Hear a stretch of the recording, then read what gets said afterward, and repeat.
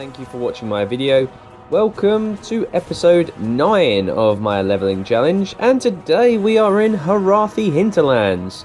And as you can see, we're straight in. We've got an event going off straight away, which is pretty handy. This is actually a really good event that takes place right at the beginning of the map. It allows you to get a lot of credit for the heart quest going on. Not only that, you do get quite a lot of loot that comes from these Harathi. And let's talk about the Harathi for a sec, because obviously, as you see, we've got the heart quest already, and we've got the event completed. But this area is called the Harathi Hinterlands. This is actually obviously based upon, or named after, the Harathi Centaurs. And this whole map is basically humans versus centaurs. There are some other little areas, you know, you've got Skritt dotted around the place, but primarily it is a human versus centaur map. You know, we have ghosts to the west as well, which we'll come up to a bit later. But this map is one that really doesn't actually take place or have any relation to the majority of the storyline in Guild Wars 2. So you could actually completely bypass this story and this map, because there is no story, in Harathi. But it is a very good map for leveling. It's got a number of interesting events and sort of quests that go on, heart quests. But we actually have one of the first major meta events that, you know, if you're leveling up, considering, you know, if you look at the level, we're at 34 now. This is a level 35 heart quest.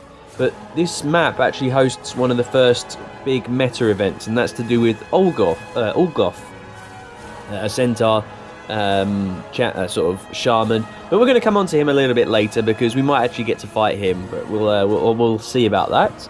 But here you can see we've got an interesting heart quest where we have to shoot a load of targets, or we can use a warhorn to summon like raven sweet rats. An interesting quest for sure.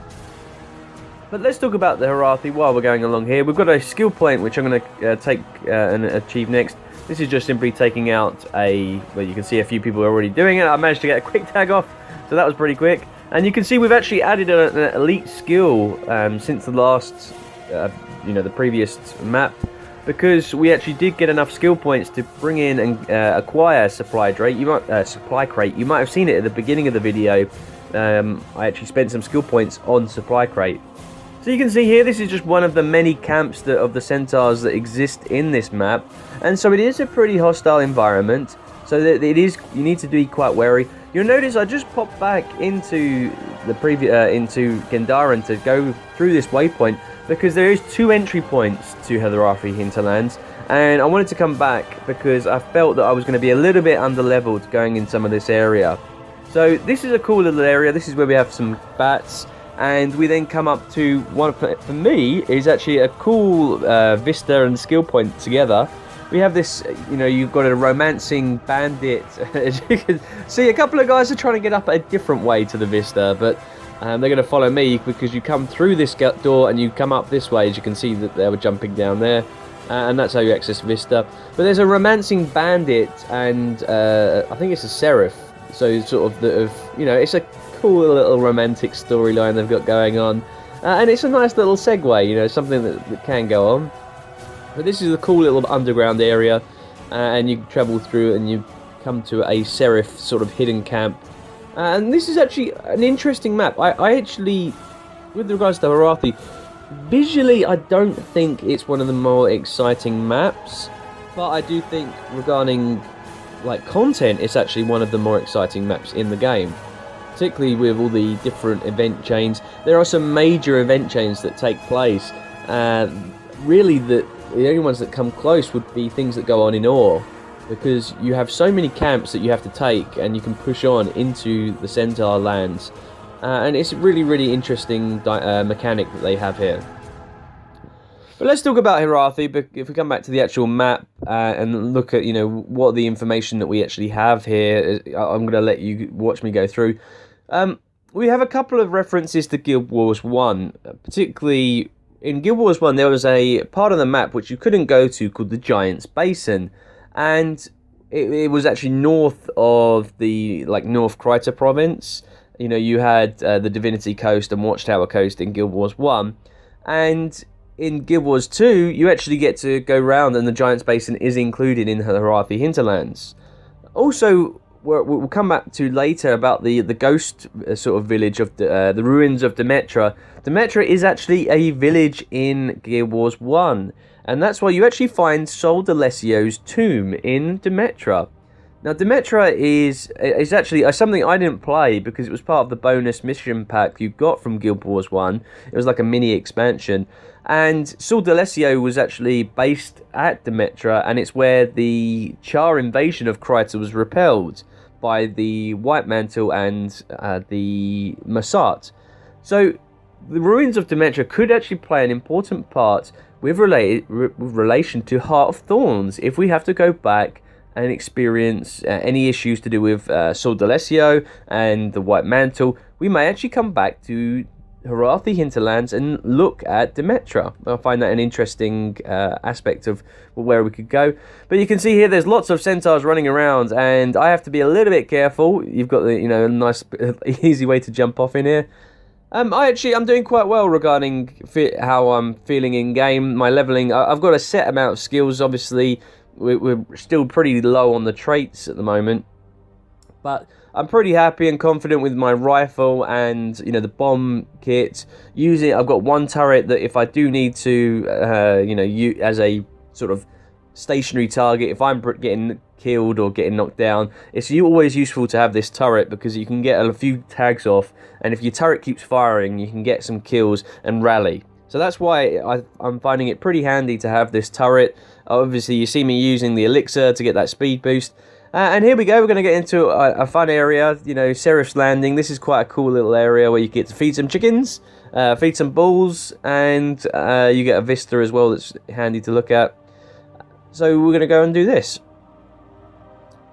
But yeah, overall I'm finding the leveling challenge it's quite reasonable doing some of these map completion.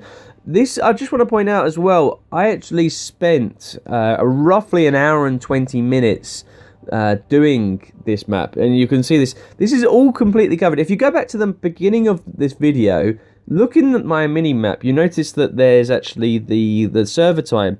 This is a complete run of Harathi Hinterlands, no interruptions. This is me. I achieved, we actually got a trait there, so that's nice to get that little trait from completing that boss. But I actually completed this entire map in one run. I did the whole map. It took me roughly an hour and 20 minutes, and you can see it by the server time that it was uninterrupted. And I'm hoping that you guys can take some feedback from that. And obviously I didn't do it completely, I'm under leveled, so I'm sure if I was level 80 going around doing this, it would be a lot quicker. But I'm hoping it gives you a bit of an idea of how long it takes to do map completion for certain levels. And for certain maps, I would say it does take around an hour to do. If you're at level 80 and you're doing some of these lower level areas, it does take around an hour per map, and that's something that you should bear in mind, because obviously you want to make sure if you've got limited time to play Guild Wars 2 during the day, then it's always nice to say, okay, I've got an hour, let's go and do a map completion. I'll go and do Mount Maelstrom, or I'll do Harathi Hinterlands. But we also get some Skritt in Harathi Hinterlands, and the Skritt play, they tend to be our allies in this map. We're helping out the Skritt, and they're not, as the case was with Lorna's Pass, where they were our enemies in Lorna's Pass. Here in Harathi, they are being sort of attacked by particularly harpies, and they get covered up, buried. Oh, we got a trait point from that. But yeah, we'll come on to the Skritt a bit later. So yeah, so there we go. We'll add another trait point. We'll get first access to our first trait. Hooray! So there we go. It's taken level 36. You get access to your first. You can choose your first trait. That is a long time to wait for a trait. I mean, really, I'm looking forward to the new system and how obviously the trait system is going to be changing. But generally, this trait system isn't fantastic because, as you said, you saw me go and take out that shark boss. And that's some of the thing that you can only go and do some of these traits really if you have a party or a group of you, because it's a group event. Although I can understand why they did this, encouraging people to go back to these areas and do these events to get traits. I think the fact that you have so many and they're so varied, all of these, you know, how you can actually get these traits. You've got to go and kill this boss. You've got to go and do dungeon on story mode. And you have to do it for every single character. And it's why I mentioned in a previous video, it would have been better to start off Guild Wars 2 with this system. But the fact you've got a lot of players now, if they're creating alternate characters, they really it really isn't worthwhile. They'll just use gold and skill points that they can acquire much easier than going just to do that one event or that one map completion to get, you know, the traits. All these traits aren't even that great. You might spend all that effort getting a trait and then think, okay, it's not great, I won't bother with it. What was the point in getting that in the first place? Thankfully, with this new system, with the new specializations coming in as well, the reworking they're doing with it, which for those of you who haven't, you know, not keeping track, it will be around about 465 skill points to actually get all of the traits. That's how they're doing it. You'll actually get 400. I apologize, it's not going to be skill points, it'll be renamed to hero points. You actually get 400 hero points just for getting to level 80. So they're obviously going to be spread out over the levels. The other 65 will be from skill or hero challenges, which are they to become in-game. So it's the permanent hero points, skill points, that you get in the game at the moment. Not, for example, leveling up. That doesn't count. So as long as you actually have, when they change over, as long as you have 65 skill points, hero points done, then you will be fine to you'll have all of your trait points unlocked. Now this is a fantastic event chain going on here. You'll notice we've got over 6 minutes, and all of these centaurs is a great place to farm bags. Let's have a look at some of the loot we're getting. We're getting these supply bags. This is really good for like tier 3 materials. You know, there's a lot of materials that you'll see me pick up. Like you can see the coarse leather sections. We're getting coarse leather scraps. So we've already got the heart quest done. A lot of supply bags. You'll see obviously they go invulnerable, but we are really underleveled. I mean, this is a 42 level event, and we are only level 36. So you will see me get down. You'll see I'm only doing glancing blows because I'm so low leveled. I can't get any critical hits off. But you can see we're picking up rares, which is nice and handy. You're getting a lot of experience from this. This is a fantastic event to level up. And you can see all the materials we're getting. Again, they are level and tier 3 materials. So we're really progressing quite handily through here. And that's one of the things I like about Harathi Hinterlands. The fact that the event chains do give you the ability to get a lot of loot from, you know, the particular events. And they're big events, you know, they get a lot of centaurs attacking you. So it really is it's enjoyable, it's fun. You know, it's not like some other like maps and a lot of these events, they don't have too many numbers. But you can see here we've got a few different other players joining me. And so obviously the more players we have, the more actual centaurs are coming in. And it means more loot for everybody involved. But yeah, so it's a long event as well. I mean, as you saw, it started off with around 6.5 minutes to go. So we've done over 6 minutes of farming. It's pretty nice indeed to do that. So there we go. That event's now complete, and the event chain moves on. So we're going to salvage a lot of these items, and let's see what we get from the supply bag. We actually, look at that, a rare staff worth over a gold. I mean, that's a lot of money that we're getting here. I'm selling a lot of these items. We've got a sharp, an onyx fragment as well. So, and some cotton that's useful for bolts of Damask. I always need cotton. That's nice to get. So yeah, that was a very, very nice event chain to get indeed. So as we're progressing on, I mean, what else can we talk about in this map? Well, obviously we actually do get, in this map, there is the rare occurrence of an allied giant. That's only in one other map, and that's Keswick's Hills. There is a giant, and the giant, I believe, is called Fen. And you actually have, there's an event chain where you have to shrink him down. And he goes through, and he wants to visit this grave. And so eventually you escort him through, and he visits this grave after being shrunken down. And yeah, I mean, obviously these giants are pretty rare. Are they related to the giants from, you know, the ancient giants? We don't know, because there are very few giants in game. You know, there are only a few giants that we can actually kill for the Giant Slayer title. And there's only 2 in the entire game, I believe, as we level up again. that are actually are friendly towards us. So here we go. This is the Centaur camps. This is normally where, as you can see, so much loot that we can get here. I am really under-leveled. I am 6 levels lower than I should be. It really is, as I'm getting resurrected. But you'll notice I will die a lot because this is really, really difficult. The fact that I'm so low-leveled and trying to do this event chain. But it's really, really good for loot. You know, these event chains, again, there aren't too many like this. I mean, there are a few risen events in ore that you might get this level of enemies that allow you to get this amount of loot. But I'm just getting owned here so easily. It's ridiculous. I need to be at higher level. I'm doing this because I want to get as much tags as possible. There we go. There is that skill point that we have to do. I'm going to change my color because obviously I've got a few more pieces of armor, new pieces of armor, and we're going to go green. So here we go, we've got the skill point here, and I managed to get the tag off.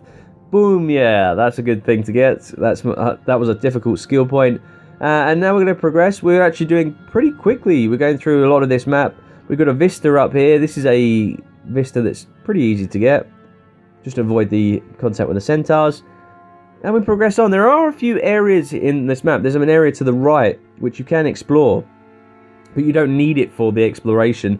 And that's one of the things you should be aware of. This area here, wow, I mean, this goes quite deep down. And there's a centaur boss right at the end. It's a group event, so you can't take him out on your own. As you can see here, I'm getting owned by these centaurs. Oh, man. These centaurs are really going to wipe the floor with me because I'm so low leveled.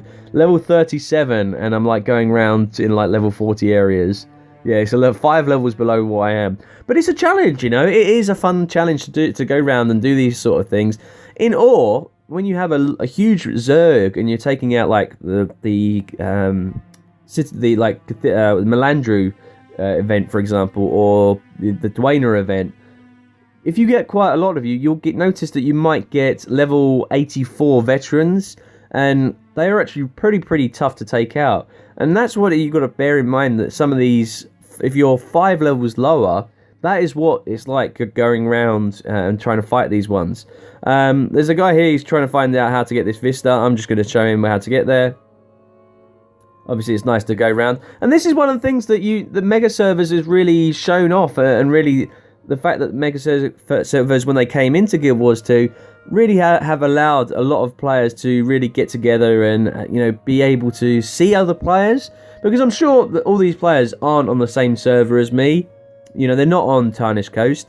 They're probably, some will be Blackgate, some will be Jade Quarry, and it's good to actually finally get a sort of a mega server where you get to meet all these people and they're all in the same map. But that way it doesn't feel empty, and you can go around, and the idea is that you help each other out, and that's what I like about Guild Wars 2.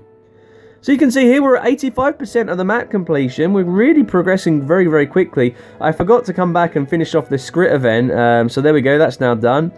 And we're coming up to, we've got the ruins of Demetra to take out after the bandits here. So these bandits are pretty easy to take out. There is a cool little spider event chain that goes on nearby where you get to take out a giant spider. But that I think it spawns too regularly. I think it spawns like every 10 minutes. It's very, very quick indeed. So we see we got credit for the event as well, for a event. Sometimes I do get credit for an event. I might have just tagged something innocuously, not even seen the event, and I'll get credit for it. And that's why it's really cool to have, really going around. This is what I love about Guild Wars 2, and the fact that, you're not stealing credit from anybody else. You get credit for helping out, and it's nice that way. And that's why I think Guild Wars 2 is one of the better MMOs out there. So you see we got another credit as well. I'm just in the chat, for those of you not realizing, I am explaining to one of my guild mates, one of the guild officers who was asking me why I wasn't representing the guild. He didn't actually realize that he forgot to look at my character. The character name is Charo de YouTube, which I deliberately did so that they would realize that my character is a YouTube character. So here we go, we've actually leveled up and we're 38. We get another elite, and we actually got a booster as well. And here are the ruins of Demetra. So it was a village in Guild Wars 1, and this is where Sol D'Alessio is buried. This is the tomb of Sol D'Alessio. This was a major character. We didn't actually get to, apart from the bonus mission pack, we didn't actually get to physically meet Sol D'Alessio. We got to play as Sol D'Alessio, but we get to experience. There are places in Guild Wars 1 which obviously have major reference because the fact that there's the statue of Dwayne as well here. So there's some really unique things that are in this Ruins of Demetra, and I think that if Guild Wars 2 Heart of Thorns is going to relate to the Massart, you know, we don't quite know what's going to happen. If you're watching this after Heart of Thorns, then you do know what's going to happen. But I think they could relate it back to this point, and I think having this part, you know, of like that there is room to actually expand and create new content in the Harathi Hinterlands to do with Sol D'Alessio. So that's going to be an interesting thing that to come off indeed. So here you go, that is the big giant. There he is. That is Fen. And this is, obviously, we acquire some spores to make him smaller. And he is a huge giant. You saw the view that we actually have. I mean, he is like as big as several massive buildings. So you see we've got a trait point, and we actually got a nice reward. So I'm hoping you guys have enjoyed this little tour around Harathi Hinterlands. Feel free to leave any comments, and I will see you on the next video.